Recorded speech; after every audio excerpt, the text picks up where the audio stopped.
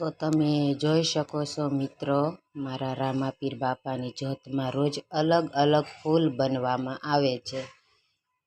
એનો મતલબ એ છે કે પ્રભુ તમારી ભક્તિ સ્વીકાર કરે છે અને તે તમારી સાથે છે. જોઈ લો મિત્રો,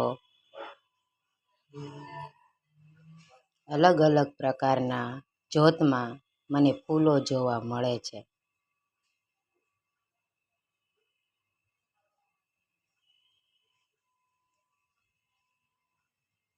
મારી કુળદેવી ચામુંડા માની જ્યોતમાં પણ ફૂલ જોવા મળે છે. મારી મેલડી માના જ્યોતમાં પણ ફૂલ જોવા મળે છે. મારી મોગલ માની જ્યોતમાં પણ ફૂલ જોવા મળે છે. તો જોઈ લો મિત્રો, આ એક સંકેત છે કે તમારી માં તમારી સાથે છે, તમારી ભક્તિ સ્વીકાર કરે છે.